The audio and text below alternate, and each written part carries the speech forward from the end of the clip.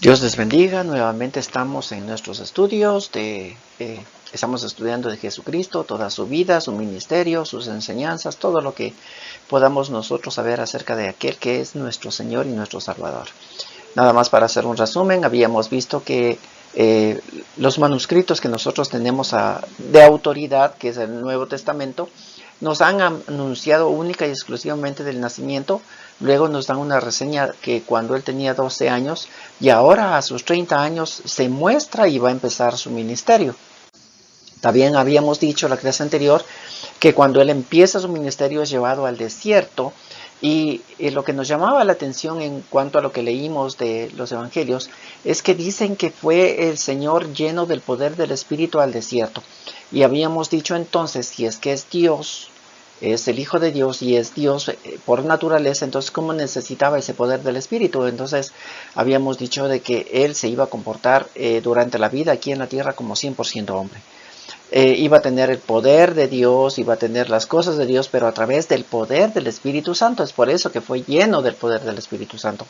Y otra de las características que también veíamos que el Señor Jesucristo empezó su ministerio es con el conocimiento de la palabra de Dios.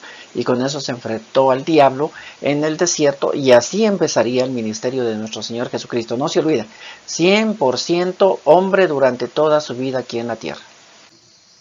Ok, entonces seguimos en esto y el Lucas 4:14 nos va a indicar que Jesús regresa a la región de Galilea, lleno del poder del Espíritu de Dios.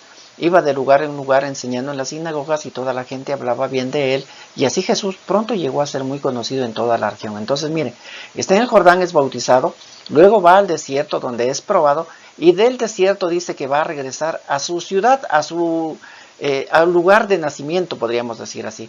Pero en todo caso ahorita dice que regresa a la provincia de Galilea, a un lugar no determinado como su nacimiento, sino a todo, como nosotros diríamos aquí en nuestro país, el Ecuador, a la provincia de Pichincha.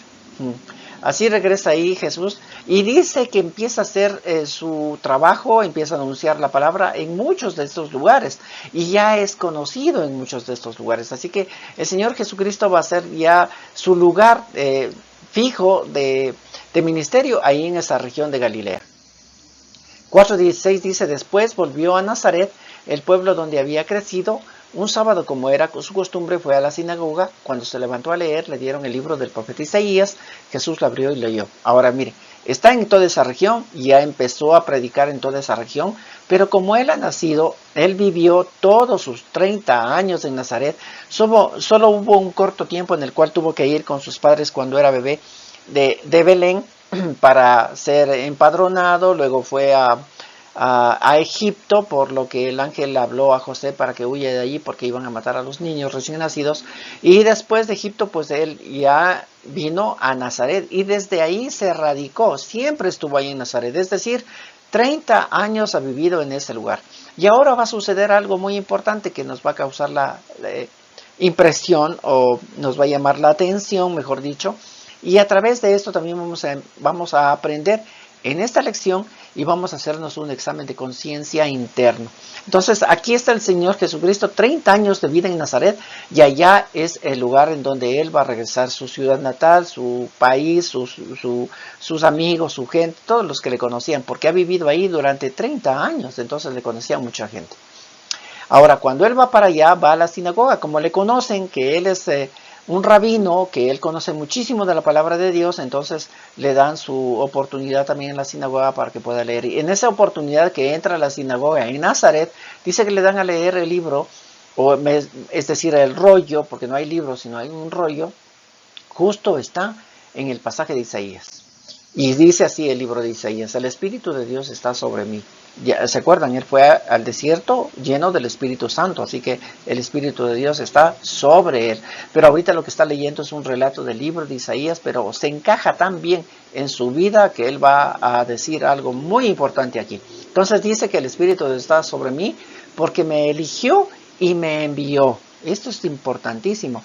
El Espíritu de Dios, o Dios lo eligió a él y lo envió a él, al Señor Jesucristo, hombre, para dar buenas noticias a los pobres, para anunciar libertad a los prisioneros, para devolverles la vista a los ciegos, para rescatar a los que son maltratados y para anunciar a todos que este es el tiempo que Dios eligió para darnos salvación. O sea, el Señor Jesucristo está diciendo, ahora, este es el tiempo.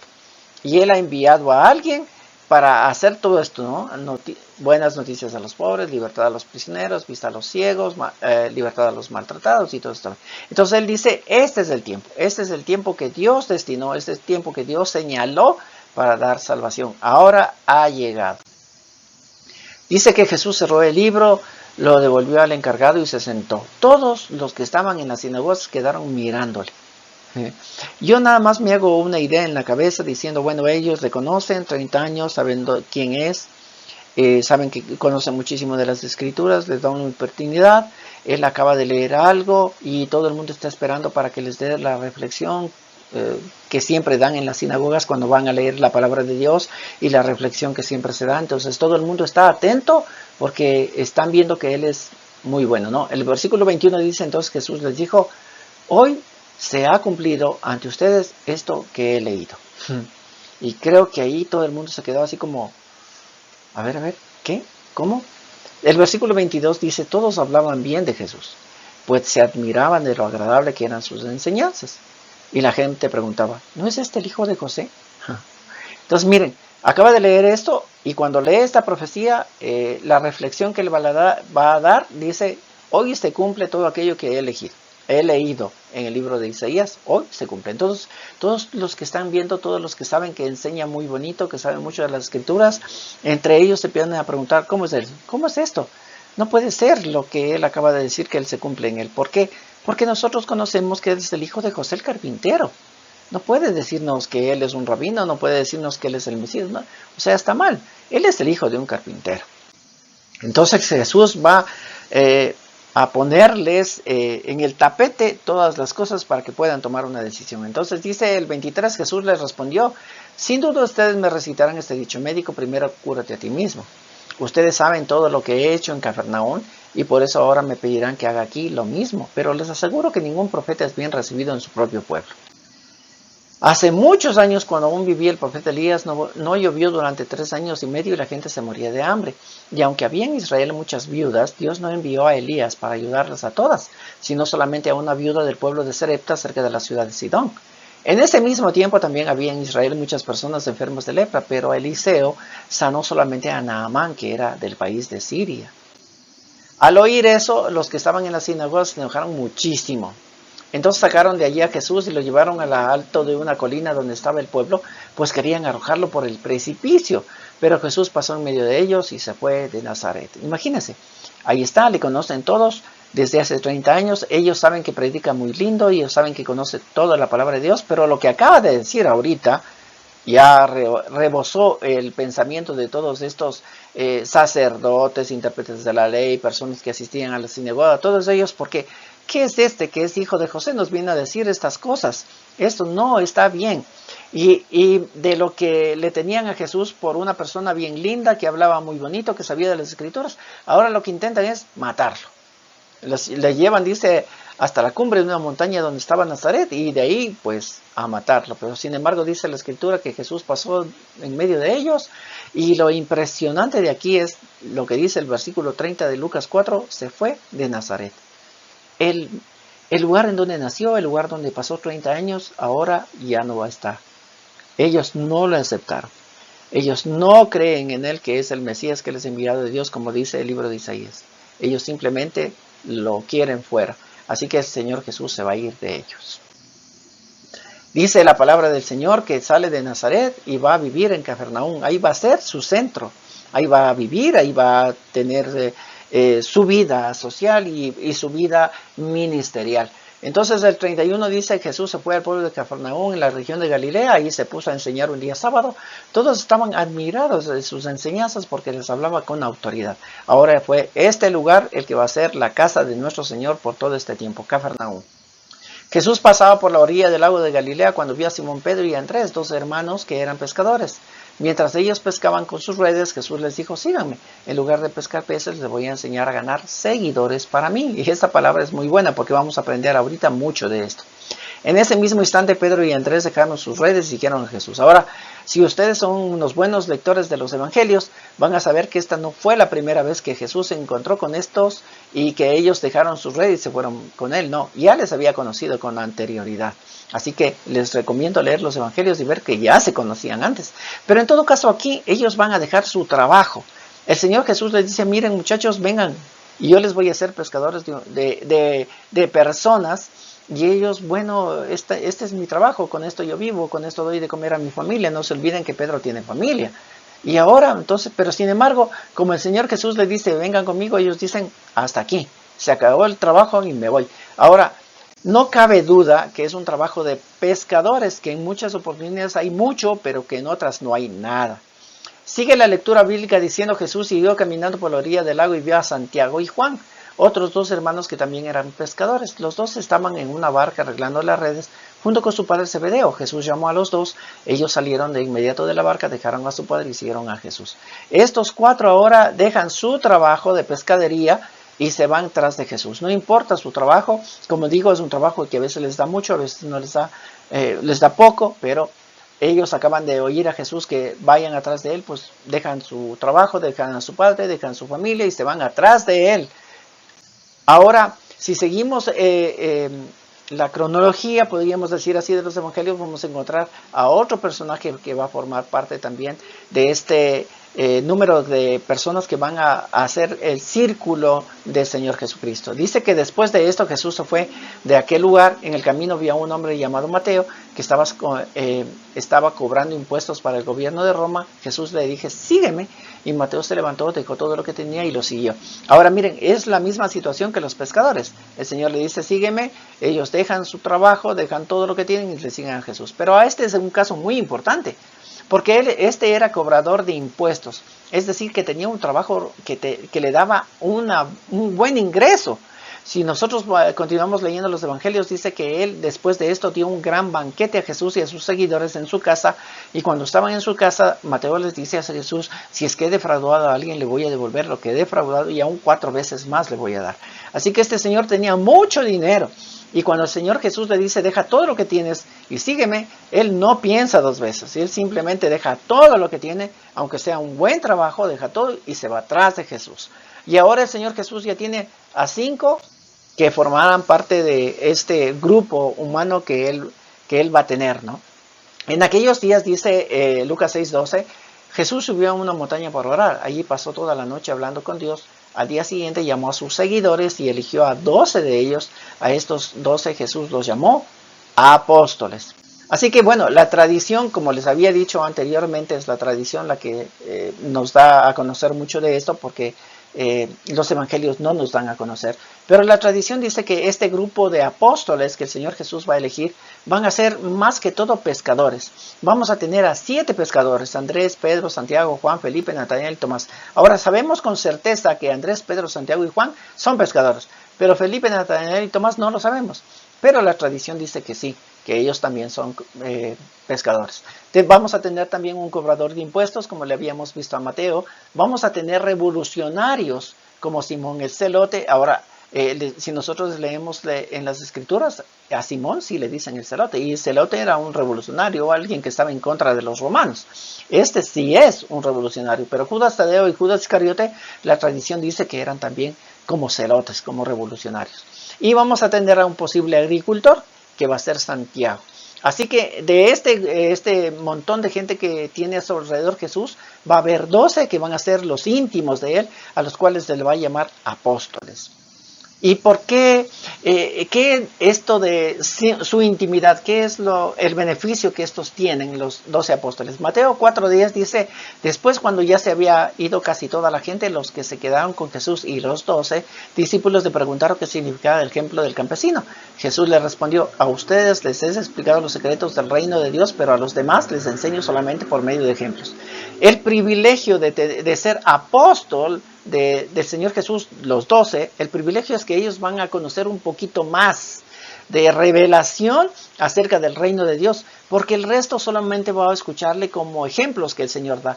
Pero a estos 12, el Señor Jesucristo les dice, a ustedes les voy a revelar mucho más acerca del reino de Dios. Pero no se va a quedar solo en eso, porque aún entre los 12, el Señor Jesús va a tener unos más íntimos. En Marcos 9:2 dice, 6 días después Jesús llevó a Pedro, a Santiago y a Juan hasta un cerro alto para estar solos. Frente a ellos Jesús se transformó, que esto es la transfiguración. En Marcos 14:32 dice, Jesús y sus discípulos fueron a un lugar llamado Getsemaní y él les dijo, quédense aquí mientras yo voy a orar. Jesús invitó a Pedro, a Santiago y a Juan para que los acompañara. Empezó a sentirse muy, pero muy tristes. Estos eran los más íntimos. Los 12 van a saber secretos más del reino de Dios, pero estos 3 que son los más íntimos van a ser como columnas en esta nueva forma de religión que se va a formar, que se va a llamar iglesia. Estos 3 van a ser la columna de la iglesia, pero ellos van a tener más revelación todavía. Pero además de eso también tenemos a otro. En Juan 13:21 dice, después de que dijo esto, Jesús se sintió muy preocupado y añadió, yo sé que uno de ustedes me va a traicionar. Los discípulos comenzaron a mirarse unos a otros sin saber a quién estaba hablando. Mientras cenaban, el discípulo favorito de Jesús estaba sentado junto a él. Simón Pedro le hizo señas para que le preguntara a Jesús de quién estaba hablando. Entonces tenemos a 12 que son apóstoles que reciben un poquito más de revelación del resto de personas. Tenemos a 3 que van a ser los cimientos de esa iglesia que se va a formar, que van a ser las columnas. Y tenemos a uno que va a ser el discípulo amado. Porque este va a estar con Jesús siempre. Es el único que no va a abandonar a Jesús el momento en que le cogen preso y le llevan y le crucifican. Él va a estar allí a los pies de la cruz y el Señor Jesús le va a encargar a su mamá, a este discípulo amado.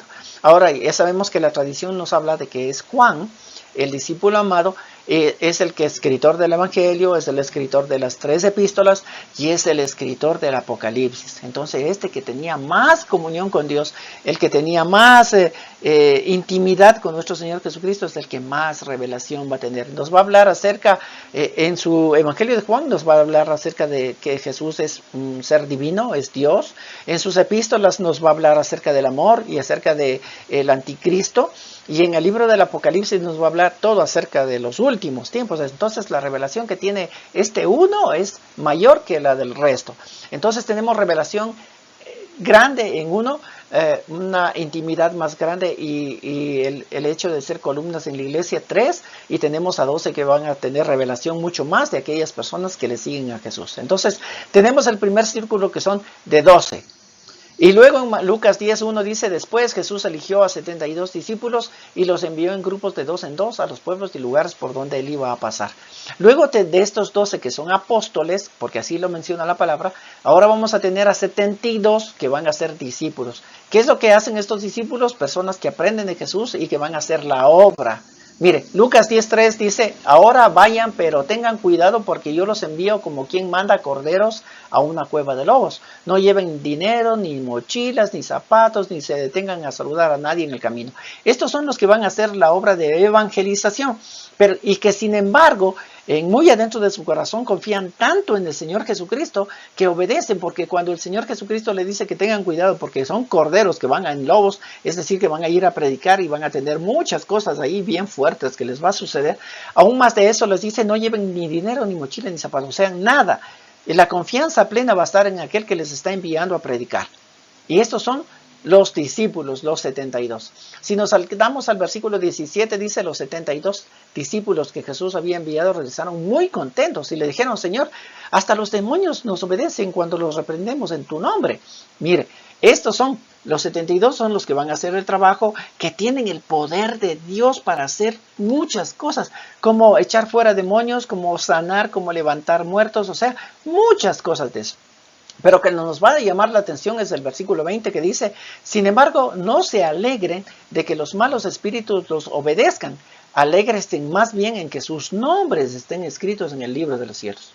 Estos 72 van a tener poder de Dios para hacer la obra de evangelización, llevar el mensaje de Dios, pero el Señor Jesucristo les dice, cuidado con esto, porque esta autoridad que ustedes tienen se les puede subir a la cabeza. Y van ustedes a pensar que ustedes son los dueños de este gran poder y van a exaltarse ante todos. Y es lo que nosotros estamos viendo en nuestros tiempos. Muchos creen que tienen el poder en sí mismos y se exaltan a sí mismos. Entonces el Señor Jesús dice, cuidado, no se alegren con el poder que tienen, no se alegren con las hazañas tremendas que hacen cuando van a evangelizar y a presentar el reino de Dios. No se alegren de eso, tengan mucho cuidado porque es arma de doble filo. Más bien, alégrense que sus nombres estén en el libro de la vida. Y nosotros vamos a recordar y vamos a leer después, cuando en el momento del juicio final, mucha gente se va a presentar delante del juicio y en el juicio van a decir, el Señor Dios, juez de toda la tierra, con el ángel, ¿los nombres están en el libro de la vida? Pues no están en el libro de la vida, échenlos al lago de fuego y azufre. Y dice en el Evangelio, en la palabra del Señor, que en ese momento muchos de ellos dirán, ¿cómo es posible que nos eches al lago de fuego y azufre? Si en tu nombre echamos fuera demonios, si en tu nombre hicimos muchas cosas. Y el Señor les dirá, no les conozco, apártense de mí, hacedores de maldad, y serán echados al lago de fuego y azufre. Entonces, el Señor Jesús les está diciendo a estos 72 que van a tener poder, que van a hacer muchas cosas, pero que tengan cuidado, no se les suba la cabeza, no crean que ustedes son los dueños de eso. Simplemente son enviados con el poder de Dios en ustedes. Más bien, alégrense que sus nombres estén en el libro de la vida. Así que los discípulos deben tener mucho cuidado. Van a hacer la obra de evangelización, van a tener poder, pero cuidado que ese poder se les suba a la cabeza.